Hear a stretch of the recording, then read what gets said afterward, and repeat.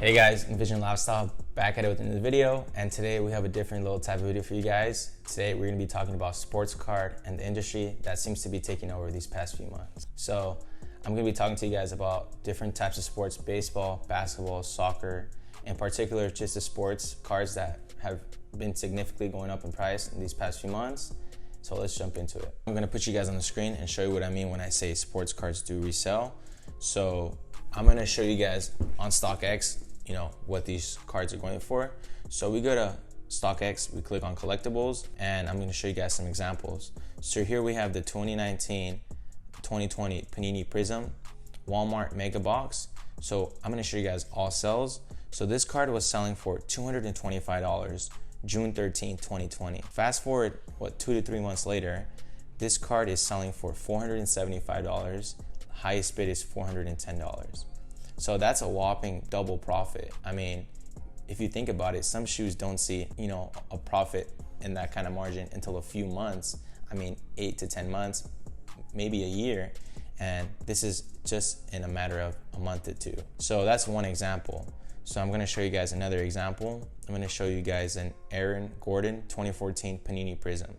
So a PSA 10, with PSA, it's a company that grades sports cards and just cards in general. So they can grade anywhere from a PSA 1 to a PSA 10, a PSA 1 being the lowest, a PSA 10 being the highest. So if you have a PSA 10, you could basically put your own price on the card. PSA 10s are not easy to get. The card has to be in perfect, immaculate condition. The corners have to be perfect. The size and shape of the card has to be perfect. So if we look at an Aaron Gordon 2014 Panini Prism, we see all sells. I mean, it's selling, last sell was $500, lowest ask is $699. And like I said, that's one example. And then another example I'm gonna show you guys is the 2019-2020 Panini Select Basketball Hobby Box. So this box, if we look at all sells, March 6th, this box was selling for $495. All month of March, this card was seeing no more than $400 to $500. Fast forward a few months later, lowest ask is $1,550, highest bid is $1,255. I mean, that's insane. Within a matter of 4 to 5 months, this card has tripled in price. I mean, some shoes, like I said, don't see this kind of profit margin. So what I'm trying to show you guys is this sports card market, has gradually increased in the past few months. And I believe this is, here to stay. I strongly believe shoes are a great investment, as well as streetwear, but sports card and just in general the sports card industry, as well as just the card industry in general, I believe it's for people who really enjoy sports memorabilia, and sports memorabilia is a huge thing. And like I said, this is just another example, and then I'm going to show you guys a different example. So this is just basketball that I've shown you guys so far. Now if we move on to baseball, I'm going to show you guys a Mike Trout card. So a Mike Trout card, I'm going to show you guys all sells. So this card was selling for $1,000 in October into November.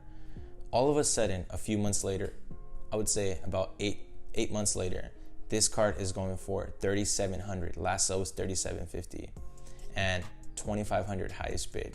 So like I said, this card, tripled in price within 8 months.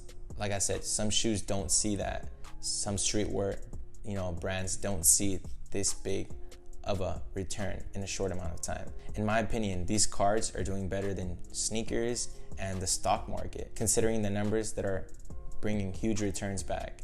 I mean, like I said, in a few months, we see these kind of returns. That's pretty crazy in my opinion. And then if we move on to Zion Williamson. So Zion Williamson is he's a rookie, but this guy is, he's insane. And so if we look at, his rookie card, it's a Panini Prism 2019. A PSA 10 is going for $634. If we look at all sells, this card was only selling for, let me show you guys all sells. This card was selling for $400 in January 13, 2020. Fast forward 5 months later, this card is selling for $600, upward of $700. And that's one example of Zion Williamson card If we look at another example, this is a Zion Williamson 2019 Panini Prism Rookie Silver, number 248. The good thing about cards is they all have their number. It's an easier way to look them up. So this card for PSA 10, this card, if you view all sales, this card was selling for $2,700 March. Fast forward into September now, this card is at $4,400. So within like 4 months, this card doubled in price. Like I said, this is just insane. It's mind-boggling to me how these sports cards are doubling, tripling in price. And you know, these are seeing huge returns. In my opinion, I really believe the sports card industry is just shaping what investing is going to be for the next few months into the next years. I believe sports card industry was a thing of the past and it's starting to come back to be a thing of the future. So I believe this is a great way to start investing in. And I'm going to show you guys a different example of a different sport. I'm going to show you guys soccer cards. So if we look up an Mbappe card, so an Mbappe card, a World Cup card, I'm going to show you guys what they're going for. So a PSA 10 is going for $2,099. If we look at all sales, this card, July 3rd, that was only 2 months ago. That card was going for $450. Now fast forward 2 months later, lowest ask is $2,000, last sell is $1,750, and highest bid is $1,400. So within 2 months, you just tripled your money. And in my opinion, that's just insane how you see a big return in just a matter of 2 months. I mean, that's not really holding it for that long. And I believe this card, as well as other cards, are gonna keep going up. The fact that these cards are, you know, going for this price now, a few years later down the road, they can be worth, you know, 2 times, 3 times what they're going for right now. So I strongly believe, you know, cards are gonna continue to go up as sports athletes, you know, they progress and they become better and they move on to become, you know, world stars. The price of the value of their card is going to keep going up. Another example is a Luka Doncic card. So this card is, you know, just insane how much it's gone up in price. If we look at a PSA 10, this card is going for $1,400. But if we view all sales, this card was going for $350 March 18, 2020. It was going for $300 all month of March, $400 all month of April. Fast forward 3 to 4 months later, this card is at $1,400 lowest ask, highest bid $1,345. Like I said, basketball, soccer, baseball, hockey, in general, all sports cards have just been doing really good. Obviously, if you have the better cards, but just in general, I feel like even if you have non-graded cards, you can still make a really good profit off of those cards.